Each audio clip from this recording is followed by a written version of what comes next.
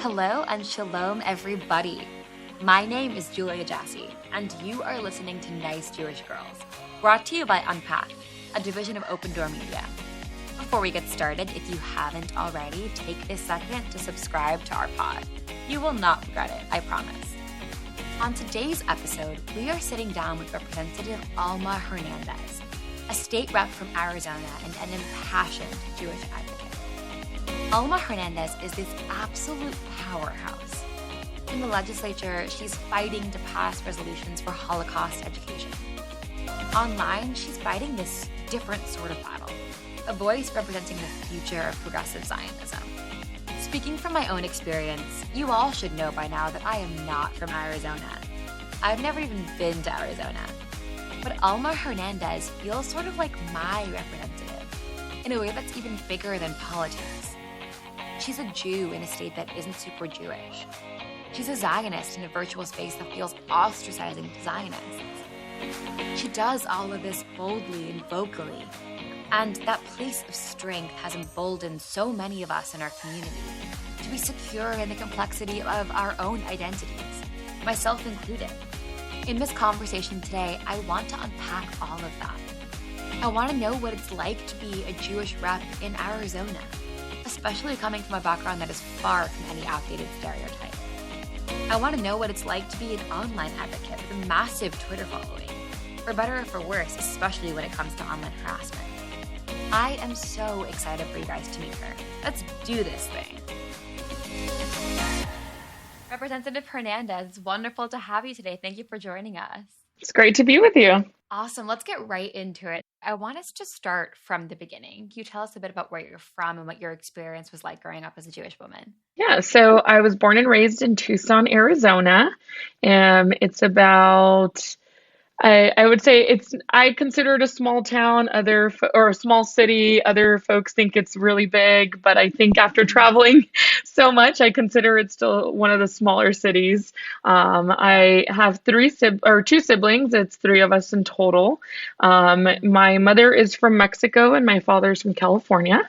My mother comes from a family of 13 brothers and sisters, and my father comes from a family of 5. So I have a pretty big family. Yeah. Growing up, we actually weren't raised any certain religion. We weren't really raised with any spiritual upbringing by any means.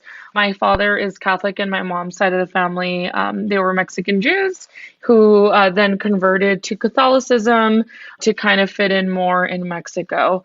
So for me, growing up, I knew that. And when I was in high school, I decided that I wanted to go to synagogue. I had a lot of friends who, they belonged to synagogues. I was exposed to it very early on in high school, and I wanted to be a part of like a community. And I felt growing up, since my parents never made us choose one side or the other, they were just like, we support everything you all do. So I talked to my parents and they were very supportive. We ended up finding a small Reform synagogue here in town, which we are still members of. And I told my parents, I want to go to services. I want to do what my friends are doing. I want to have my bat mitzvah. And I ended up going to classes. I was a Hebrew class dropout for like a few years. And then finally I ended up learning enough to be able to have my service. I went through the entire process. My family was very supportive, like I said. So my parents were like, if you're going to start something, you have to finish it. So it took me a few years actually. And then when I started undergrad, when I was a freshman, I ended up having like my entire ceremony. I even had a baby naming ceremony. That's where I got my Hebrew name. And then from there, it took some time. And then I decided a few years later that I wanted to have my bat mitzvah. And for me, that was a personal goal and something I really wanted to do to like honor my mom's side of the family. And I just felt like it was something that I really wanted to get done. And I was determined to make it happen. It took several years because I was always so busy with school and work that it was really hard to commit to like going to classes every week. So it took me a while, but I have a very supportive rabbi. And finally, when I was like, I think it was when I was 22. Yeah, I was 22, 23. I decided, okay, I'm ready. I ended up having my party. We actually had it at the Tucson Jewish History Museum. It's a very small Oh, museum. wow. We had my party there. What was supposed to be like 30 people ended up being like over 250 people. Wow. And it was kind of hard to keep the celebration small when it was a really big accomplishment. I always tell people Yeah. that's probably the most difficult thing I've ever done in my life. Not Yeah. because it wasn't something I wanted to do, but it was very difficult in the sense that, it took a lot of studying. It took a lot, like, I don't know how kids do it or teenagers do it. Like that is a Yeah. commitment and it's so tough. But I'm so glad I was able to do it. I felt, having the support of my entire family and knowing that if I ever or when I have children, I want them to also experience that, and I want them to have kind of like some sort of spiritual background and something to do as a family. And I felt like that was something I wanted to get done, and it was a great experience, and I'm really happy. So yeah, I mean, my involvement and everything started when I was in high school, and now as an elected official, obviously I'm very vocal. I always have been. So Yeah. people that have known me since I was a teenager, it's nothing new. It's always been something that I've been doing.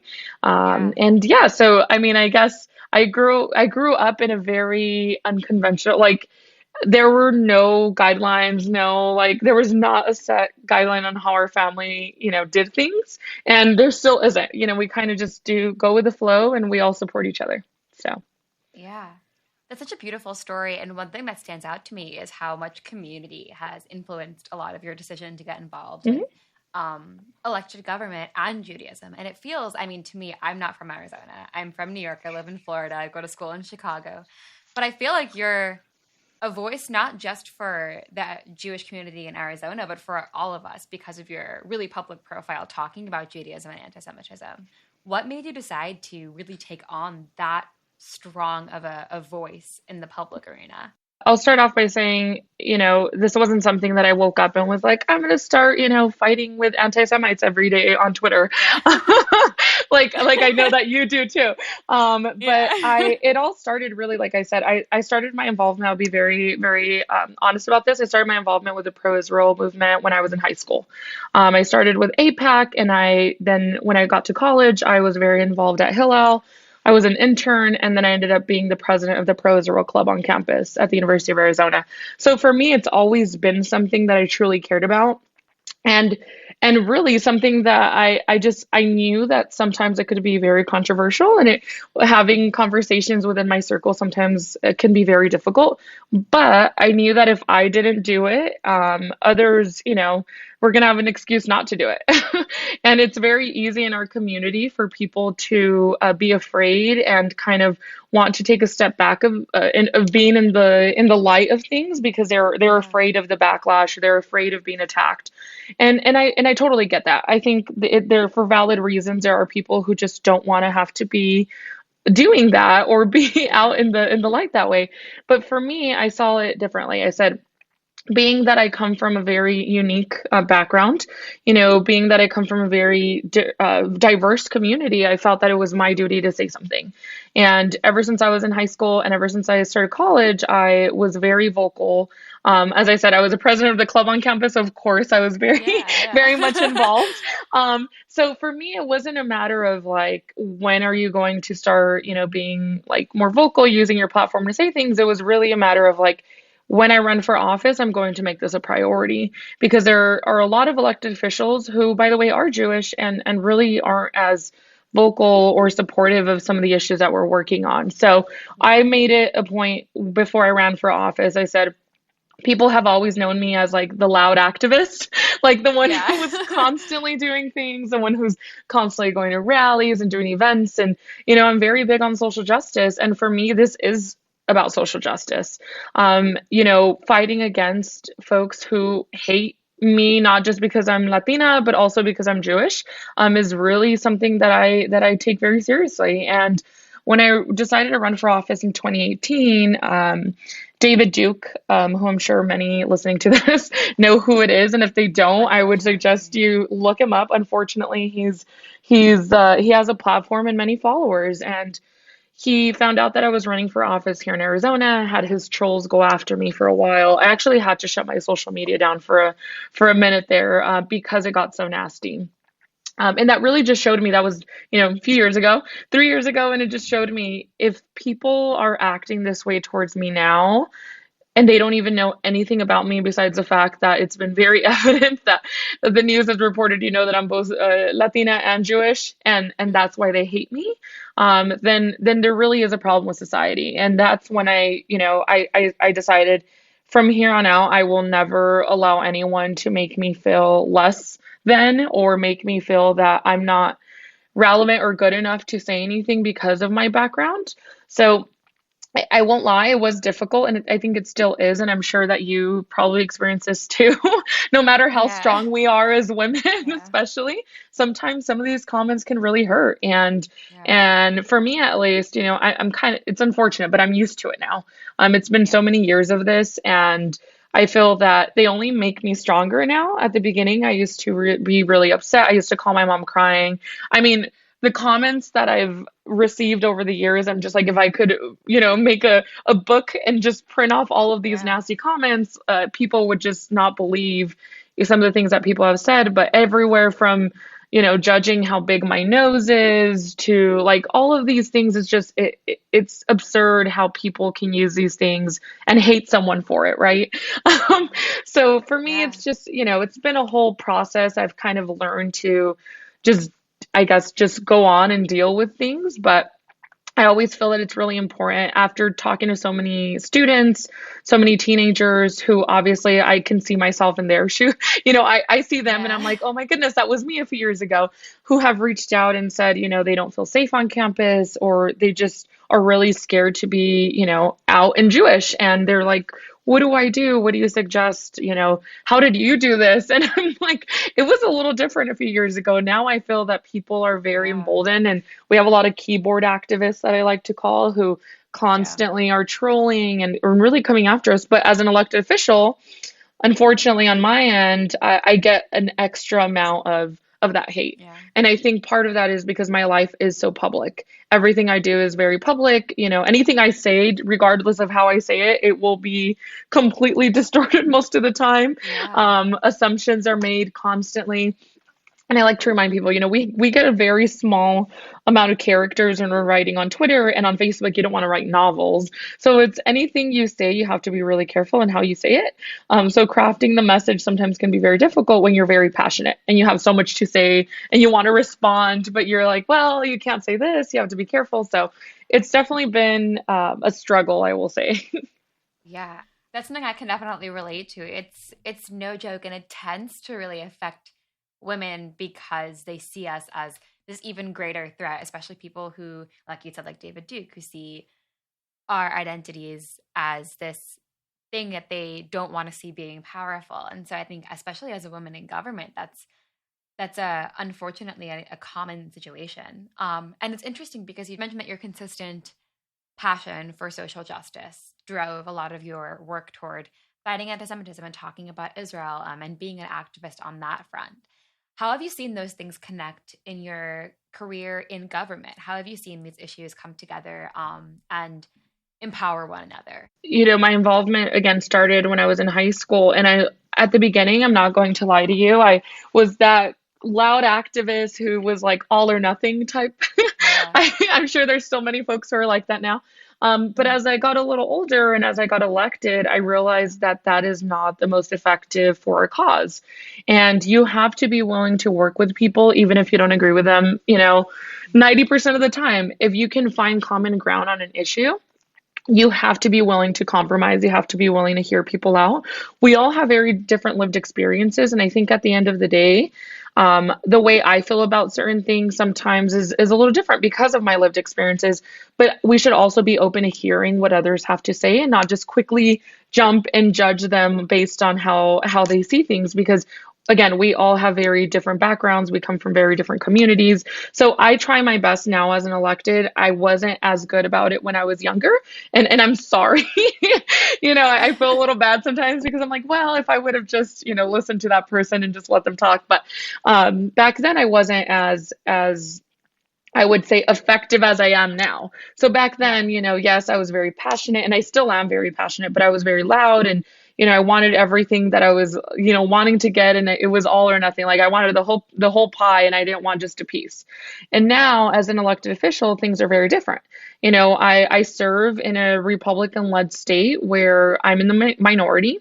So being in the minority has really taught me two things. One, if you want to get anything done, you have to be willing to talk to people. And two, there has to be compromise. So, Yeah. whether it's been running my anti-Semitism legislation or whether it's been my Holocaust education bill, for me, those were so issues that are so important that I don't care where you are on the political spectrum. Those to me were so important that I was willing to put, my other issues aside to make sure that we pass these pieces of legislation. My anti-Semitism bill did not pass, and I didn't run it again this year, but it was mainly because I really wanted to run my Holocaust education bill and get it done finally after 3 years. So I wanted to focus on one bill because it's so much work. And again, being in the minority, it's so hard to even get any bill hearings. And the fact that I was able to have two bills signed by the governor this year, I think shows that I'm willing to work with people.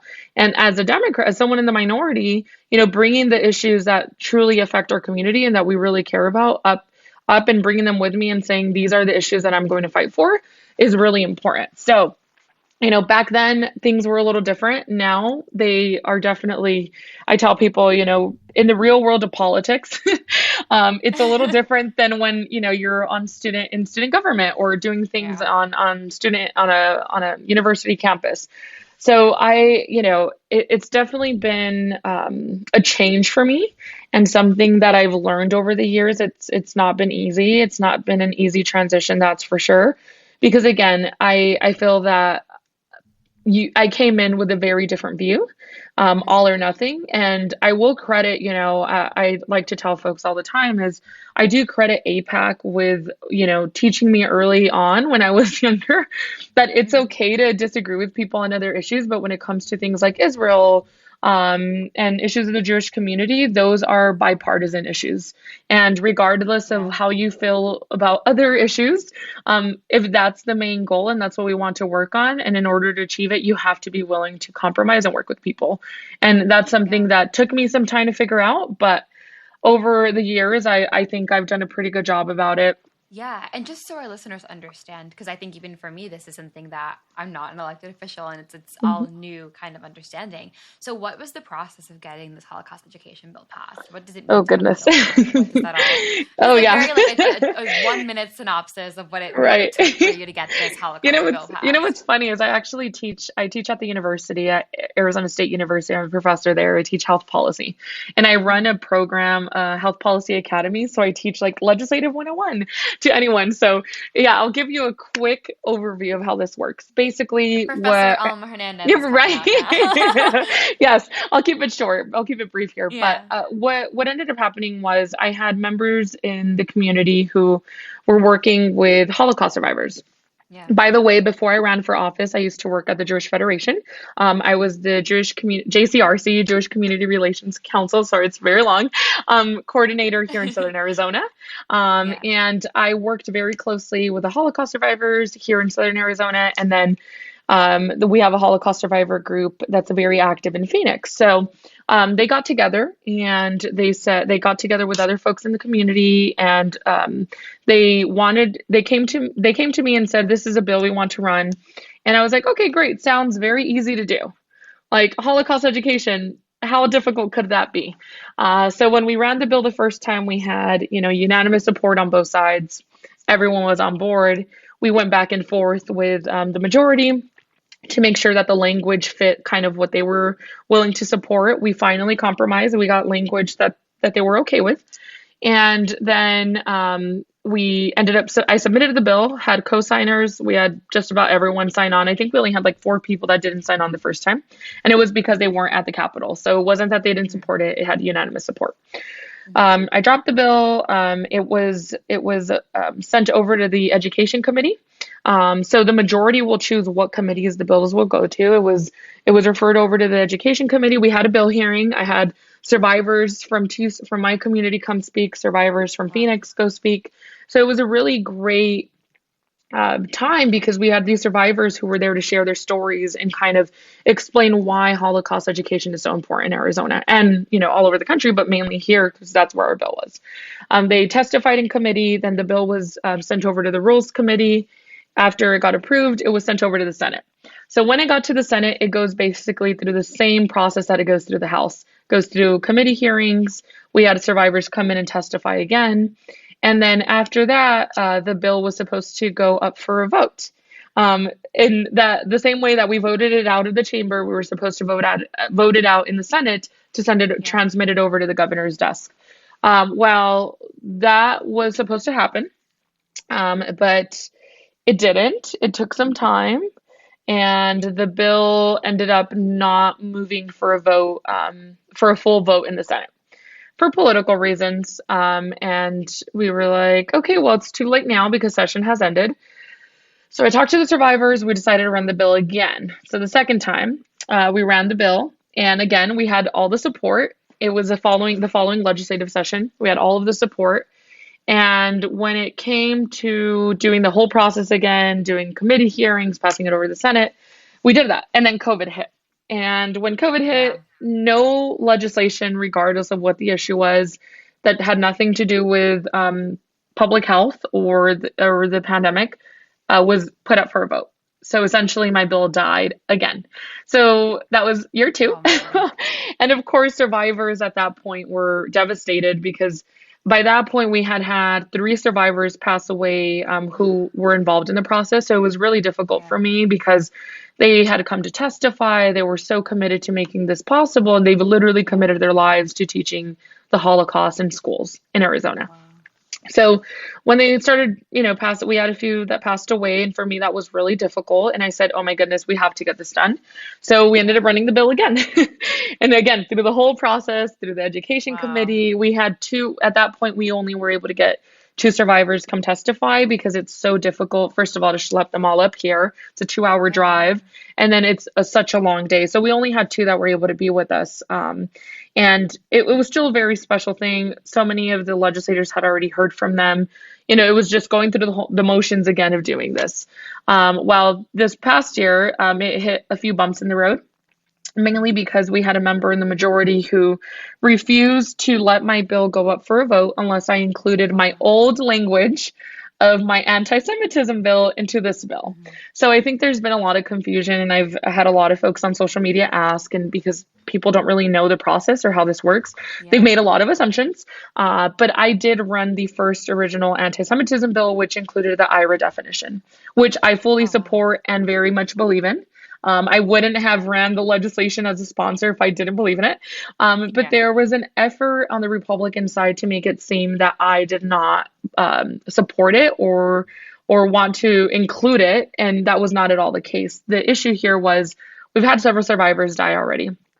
The survivor associations, both in Phoenix and Tucson, said, we want to keep this a very clean bill that just is strictly Holocaust education so that the Department of Education can make sure that it's being taught.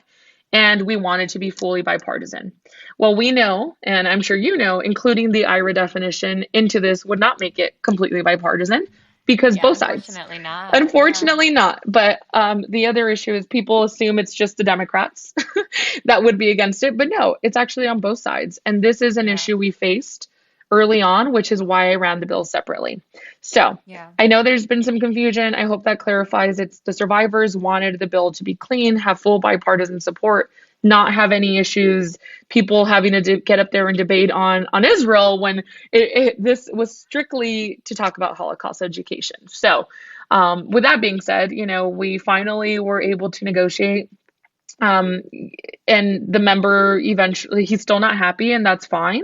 It was my bill, my original bill to begin with, and I knew what I was doing because that's what the community wanted us to do. When you have every Jewish organization in the state and nationally saying, please keep this separate, and you even have CUFI, which is not a Jewish organization, but they're very pro-Israel, saying, we'll help you guys pass the bill at a later time, but let's get done with Holocaust education. I think that says something, right? It's not just me not wanting to do it. It's literally the entire community and the survivors asking us to get it done quickly and get it done now. So with that, I hope that kind of it gives people a background, an explanation, a quick overview of how that works. But we were finally able to get it for a vote.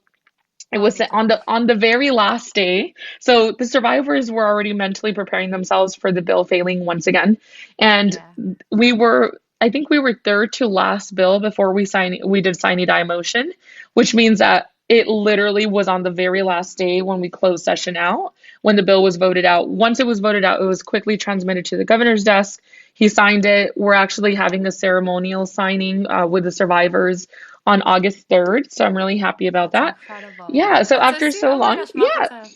thanks. Yeah. After so long, after so many political fights, we were able to finally get it done. And Yeah. I feel that if I can't get any other bills done in the minority, having that one bill that I truly care about and that, was so important and special to me, having it finally done means a lot. So, it's been, again, a process. It's not easy when you want to run legislation, Yeah. but when you're committed and you know that it's something you truly want to get done, you can get it done. You just have to be really persistent. And I think the survivors Yeah. were so gracious and so patient with this entire process. And like I said, we had a few who passed away and weren't able to be here with us, but I know that they would be very proud knowing that it finally got done. That's such an incredible story, and it really shows how difficult it is to get things passed. But when there is that persistence and that community effort, that it can happen. Just for a bit of context for our listeners, the IRA definition of anti-Semitism, International Holocaust Remembrance Association, really maps out how criticism of Israel differs from anti-Semitism and what that really looks like. So it talks about how anti-Zionism and anti-Semitism can intersect and do intersect. And because of that, it often becomes a little bit more contentious. Although, I mean, I'm a fan of it. I'm sure a lot of our listeners Yeah. are, but it's definitely one of And those me things too. that, yeah. Yeah, I'm like, believe me, I ran the bill the first time because I truly believe, I mean, I totally believe in the definition. And Yeah, yeah. I think it's so important for us to talk about it. And yes, it might create some issues on both sides of the aisle, but at the Yeah. end of the day, it is something that I truly care about, and it is something that I've supported for years. It's not something that was just like, oh, I'm going to run this piece of legislation. No, this was something that I've been working on. I mean, I've been literally fighting BDS issues and Wow. any anti-Semitism on campus for years. This That's isn't amazing. something that I just became passionate overnight. It's literally been like 10, 11 years of work that I've been doing on this. So I truly care Incredible. about it. It just was not the right time to include it in that bill. Because again, it went through so many, oh my goodness, the amount of times I cried, and I'm not a crier. Like I usually am pretty tough and I'm like, I don't care, like moving Yeah. on, I don't care. But I cried so much Oh my from the gosh. beginning of this bill until it was done. Honestly, the day that it finally got done, I was crying because I was excited, but I was crying because I was angry that it took so long. And Yeah, yeah. I was mainly frustrated because we had survivors who literally came to testify who passed away. And I felt like I had failed them in a way. Yeah, so it was very emotional. I've never really cried as much as I did, and I ugly cried. It wasn't like, I little understand tears. It that. was, it was nasty, ugly crying. And I'm Yeah. just so glad. It's an Honestly, I emotional remember, moment. Yeah. oh yeah, I remember calling my mom, and I was like in Spanish. Finally, like it finally got done. She was like, "Okay, we need to have a party." My mom always trying to have Yeah. parties for everything, but she wanted to have a party for this because she knows how important it was to me and how much effort and time we put into this. I mean, the amount of calls that we had to be on, amount of Zooms and meetings with different associations and organizations all over. I mean, I even reached out to folks at Yad Vashem and I'm like, I need help. Wow. So, it wasn't Yeah. something, it was a community effort and it was led by the community. It was led by the survivors. Tell you one quick thing. I had Miss Dalgoff, who is a former elementary school teacher of mine who was one of the first ones to teach me, about her story in the Holocaust when I believe I was in second grade. I never forgot her story. I never forgot about her. And then as an adult, we reconnected and it was Wow. so important to me. She came to testify and Oh my being goodness. someone that has seen me grow up, she's known me since I was in second grade to hear her come in and testify in support of a piece of legislation that I was running on her behalf was Yeah. so special, and I'll never forget that moment. The fact that she was able to be there and share her story and, support something that I was working on was just beyond amazing. And I'm really proud of that. So yeah. So I'm glad it's finally Such a done. It took Yeah, so that's such much a time. full circle moment. Oh, Yeah, yeah. wow. It seems like throughout all of the work that you've been doing so far in your time as an elected official, it's taken this tremendous amount of perseverance. Even when you were running for office, having to deal with the tremendous amount of anti-Semitism that you had to face. And you mentioned something earlier on in the conversation I thought was really, really interesting. So you said that your experience facing anti-Semitism as a Jewish woman, also as a Latina Jewish woman, has been so significant. Can you talk a bit about how that has affected you in your career and how it's also motivated you to work even harder to get these bills passed? Yeah. So as far as affecting me, like I said, I've had to grow really tough skin over the Yeah. years. Once you get into politics, it's like fair game. You Yeah. are out on the line, and it's really hard to step away from that. But as far as dealing with anti-Semitism, I mean, I've had to deal with anti-Semitism within my own legislative body.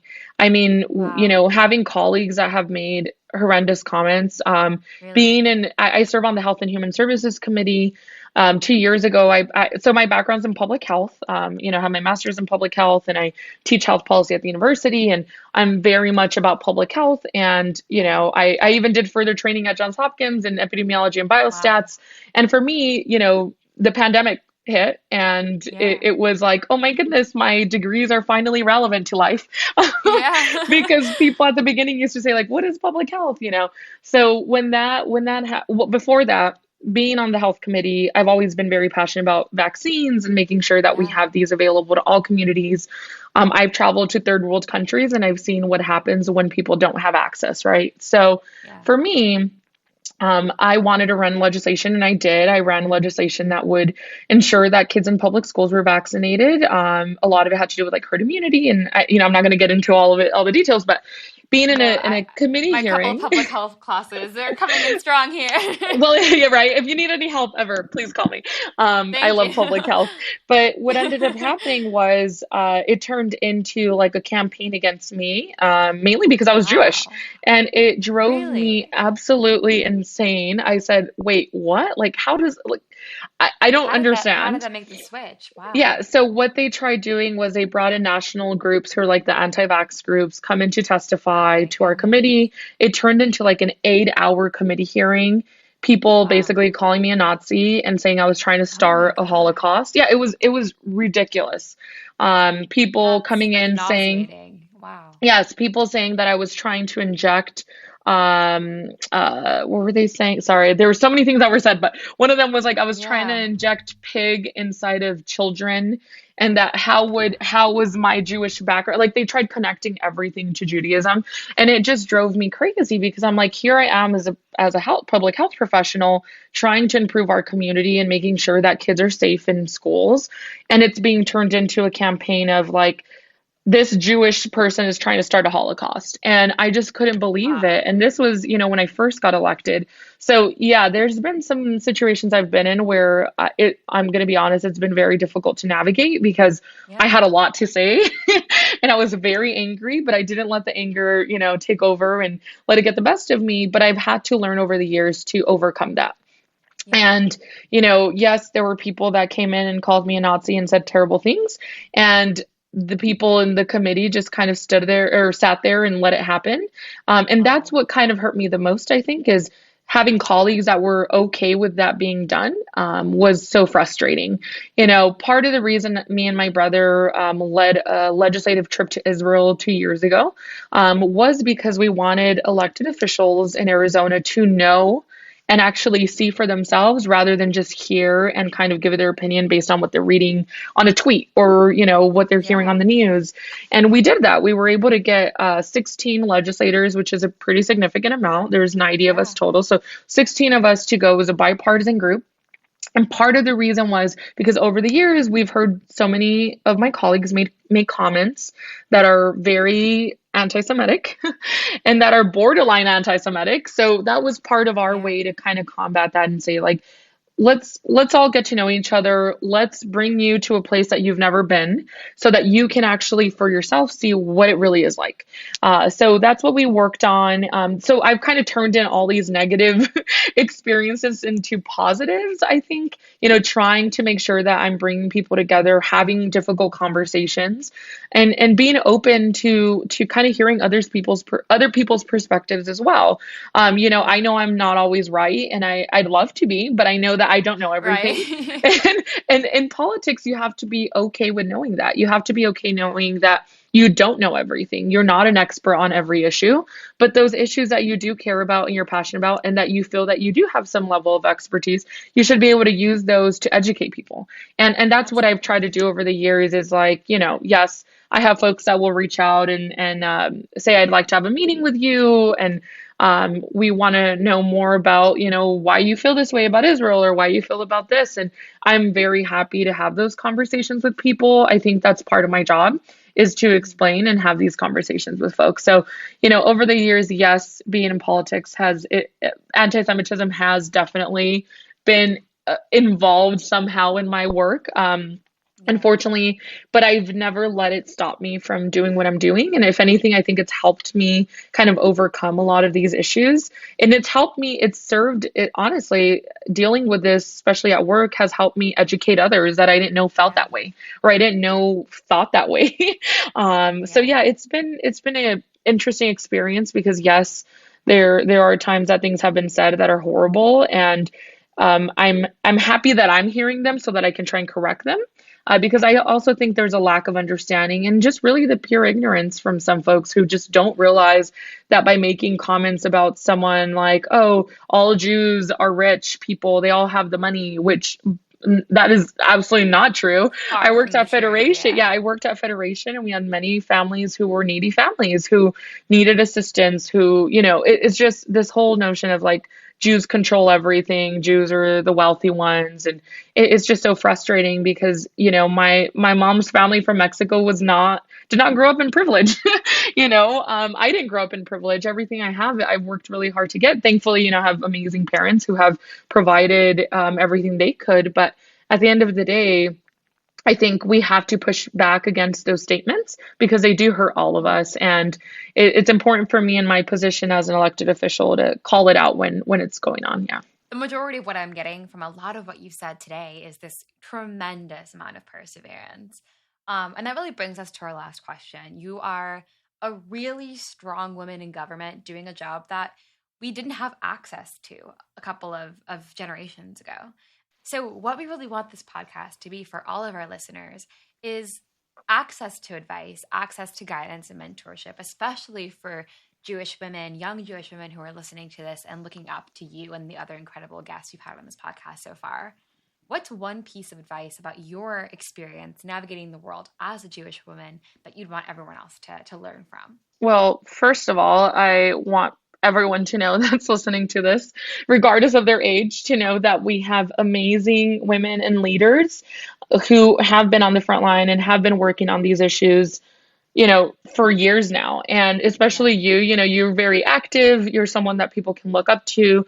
You're still in school. So I think that's really important because there are so many students right now that feel alone and that feel that they're the only ones and don't know where to go, don't know who to turn to. So I just want to say, thank you for everything that you do to make it possible for all of us to continue the work that we're doing because we can't do it alone.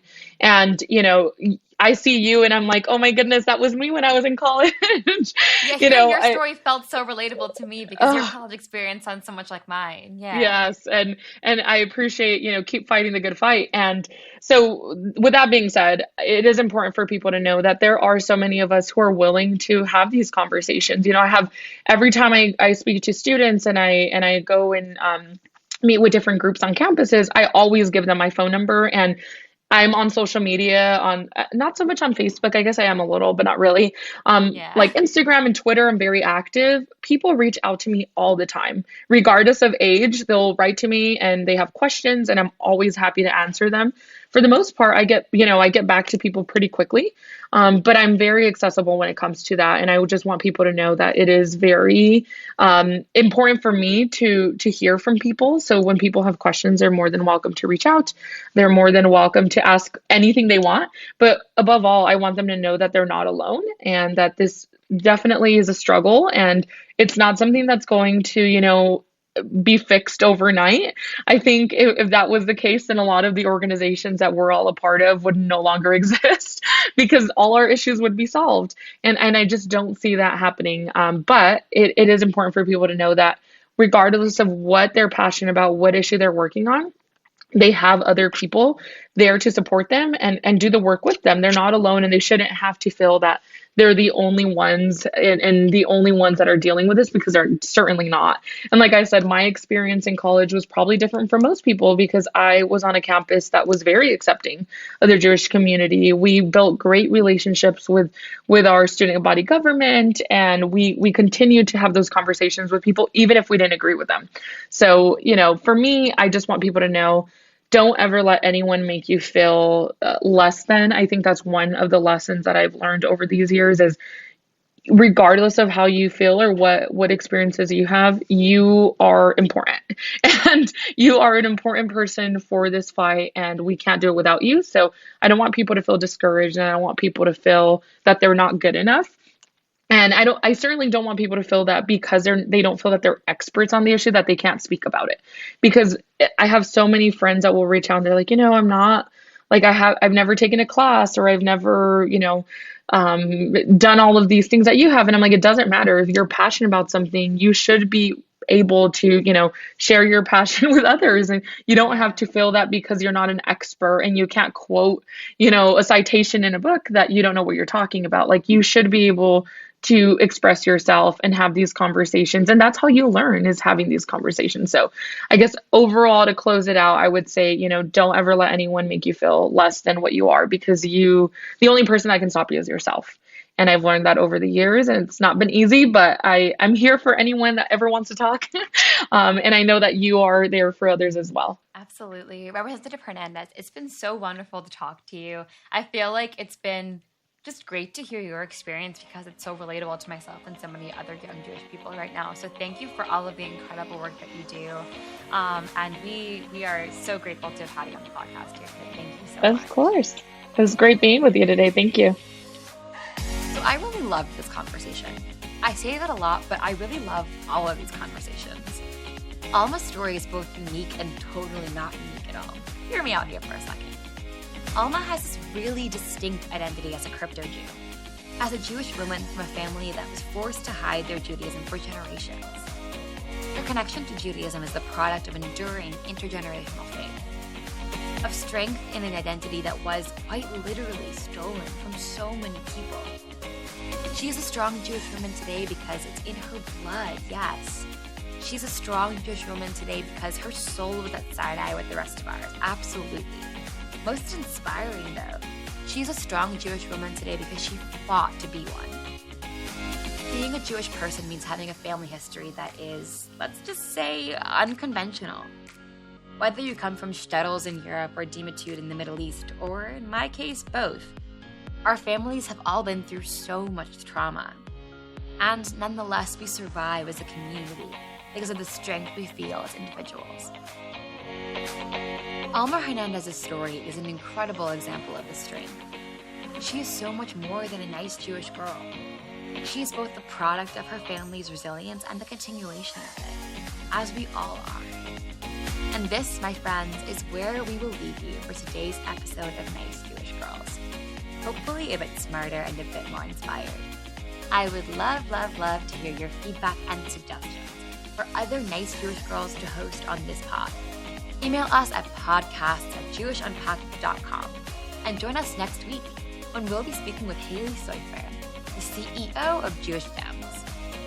Nice Jewish Girls is a product of Unpacked, a division of OpenDor Media. Rivki Stearns, our producer, and I am your host, Julia Jassy. Check out jewishnunpacked.com for everything Unpacked related, and subscribe to our other podcasts. I want to take a moment and specifically recommend Unpacking Israeli History, where every episode my colleague Noam does a deep dive into a different event in Israeli history. I love it because it's this really nuanced, honest portrait of stories about a messy and amazing place. Check it out and let me know what you think. Nice Jewish Girls is a production of Unpacked, a division of OpenDor Media. Rivki Stern is our producer, and I am your host, Julia Dassi. Check out JewishUnpacked.com for everything Unpacked related, and subscribe to our other podcasts. I want to take a moment and specifically recommend Unpacking Israeli History, where every episode my colleague Noam does a deep dive into a different event in Israeli history. I love it because it's really nuanced and honest portrait of stories about a messy and amazing place. Check it out and let me know what you think. And follow Unpacked at all of the social media places like TikTok, Instagram, Facebook, YouTube, and Twitter. Just look for @JewishUnpacked. Talk to you later, ladies.